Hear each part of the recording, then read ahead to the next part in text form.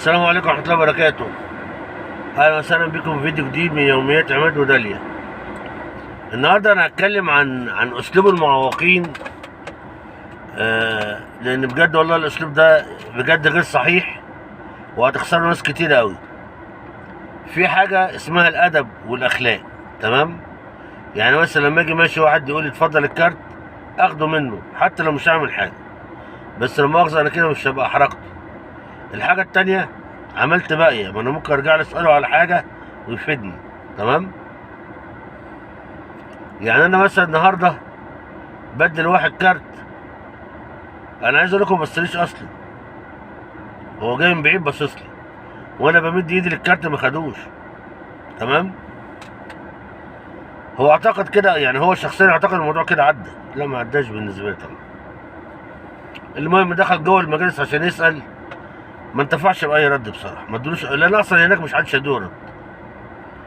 فالحظ الطين ان هو دخل لي قال لي النبي اسالك على حاجه. قلت له انا اسف، انا مش بتاع اسئله، وللاسف خرجت بره المكتب، تمام؟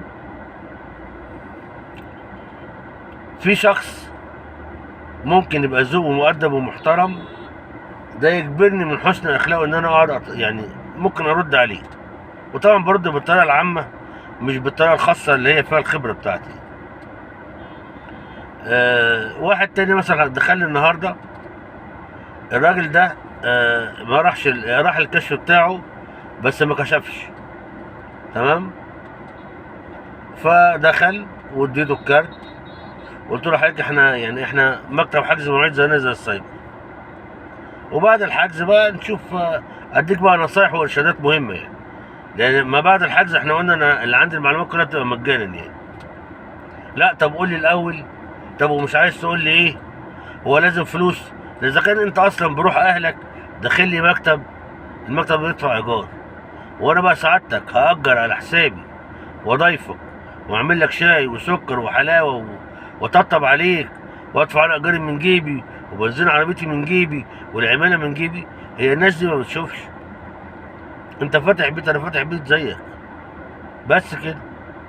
فيا جماعه قدروا عشان تتقدروا، لكن بجد الاسلوب اللي بيحصل ده والله صعب. يعني انا واحد من الناس، انا قلت فكره خاصه بعربيات المعوقين اللي ما كانش لها طلوع، قلت فكره ب1,000,000 جنيه. لكن لما تيجي واحد يبقى قليل ادب والتاني قليل ادب والتالت قليل ادب، لا انا هخلي معلوماتي لنفسي بس كده، مش هساعد حد في حاجه. فالادب فضلوه على العلم. الحاجه التانيه، في مثل عبيط قوي زمان بيقول لك اللي ما تحتاجش وشه النهارده بكره تحتاج قفاه. فنتعامل مع بعض بالادب والاخلاق يعني، ده اللي انا اعرفه بس كده. يعني في شخص ممكن وهو داخل كده بيحسسك ان انت غصب عن بوز امك مأجر المكتب لازم ترد عليه والرد الصح وتفضله. الكلام ده مش صحيح، والله ما صحيح.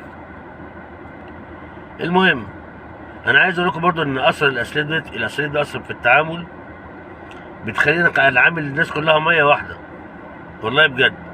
يعني ممكن مثلا واحد يخش لي احس ان هو غلبان، كنت ساعات ممكن اجاوب، لا لكن بالاسلوب الطين اللي انا شايفه دوت، لا والله انا فعلا يبقى انا كده كلامي صح، ان انا ما اخدمش غير الحاجز عندي، اما اوجع قلبي على الفاضي عشان مين؟